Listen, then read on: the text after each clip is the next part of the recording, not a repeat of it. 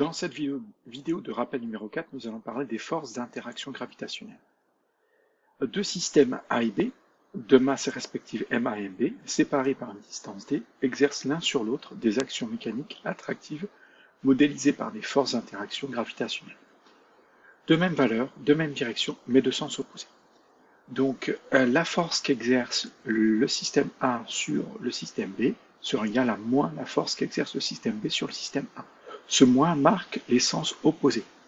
Mais la direction sera la même et la valeur, la norme des forces sera identique. C'est ce que l'on voit ici.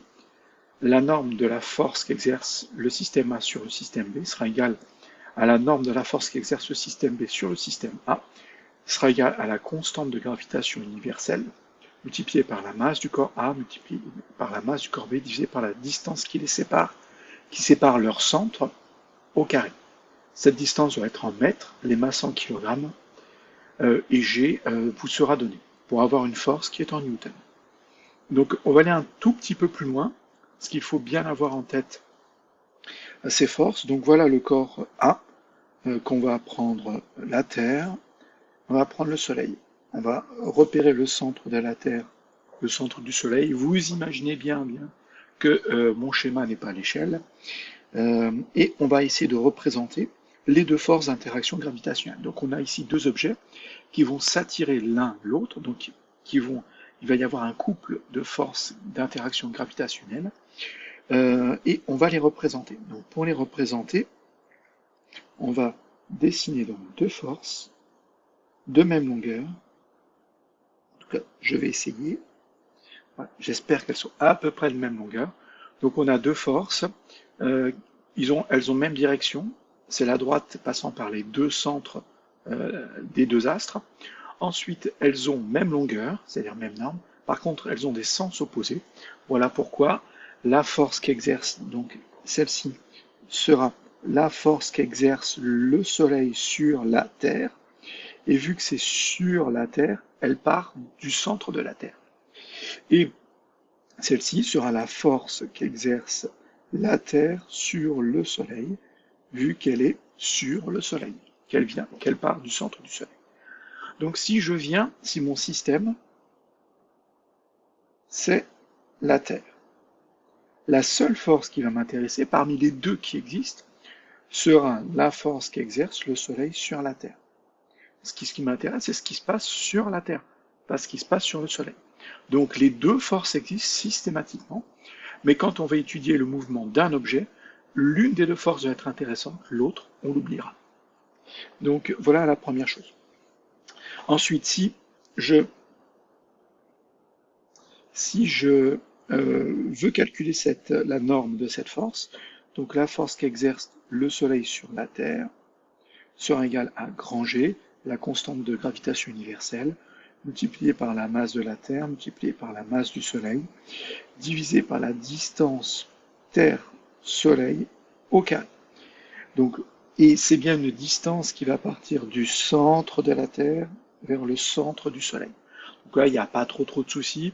Les distances sont tellement grandes que si on oublie le rayon de la Terre, le rayon du Soleil, ça ne serait pas trop gênant.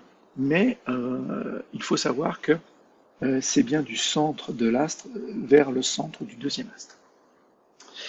Donc voilà la première des choses. Maintenant, on va aller un tout petit peu plus loin et raccrocher un petit peu ce que l'on a vu dans les chapitres précédents.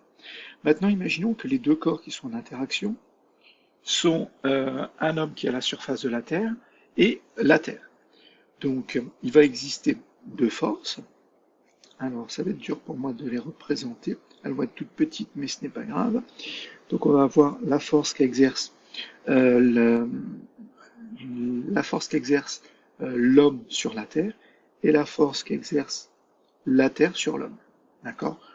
Donc, voilà ces deux forces. Ce sont bien deux forces d'interaction gravitationnelle.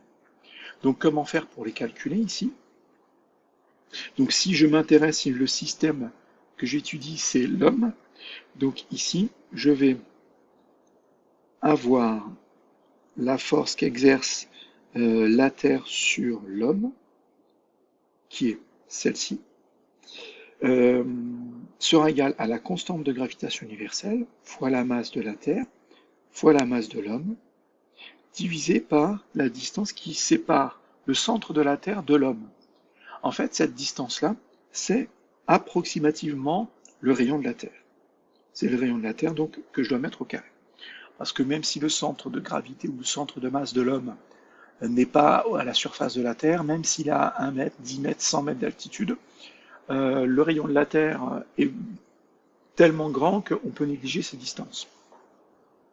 Donc pour un corps qui est à la surface de la Terre, la distance qui va le séparer du centre de la Terre, ça va être le rayon de la Terre. Et en fait, on va faire une chose, on va déjà faire un calcul. Il y a un calcul qu'on va déjà faire. Ce calcul, c'est celui-ci. Parce que finalement, pour tout ce qui est la surface de la Terre, eh ben, G est une constante, ne bougera pas, la masse de la Terre est une constante, ne bougera pas, le rayon de la Terre au carré est une constante, ne bougera pas. Ben, si on calcule ça, on obtient 9,81. Et ce 9,81 doit vous rappeler quelque chose, c'est petit g, l'intensité de champ de pesanteur. Donc finalement, l'interaction entre la Terre et un objet et un système qui se trouve à la surface de la Terre, c'est égal à, bien sûr, grand G fois la masse de la Terre divisé par le rayon de la Terre au carré fois la masse du système, mais c'est aussi égal à petit g fois la masse de mon système. Et ça, comment on a appelé ça? On a appelé ça le poids. Donc finalement, ces deux formules n'en forment qu'une. Le poids, c'est la version simplifiée de la force d'interaction gravitationnelle quand le système est à la surface de la Terre. C'est-à-dire qu'on a déjà fait un petit calcul, on a calculé toutes les constantes et on l'a remplacé par toutes ces constantes par une seule qu'on appelle petit g. C'est tout. Donc, on a fait le tour en ce qui concerne les forces d'interaction gravitationnelle.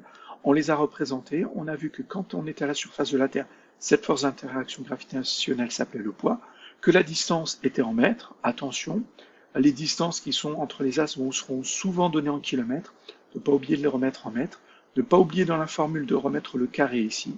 Les masses en kilogrammes et la force en newton. Et vous aurez tout ce qu'il vous faut pour comprendre et utiliser les forces d'interaction gravitationnelle.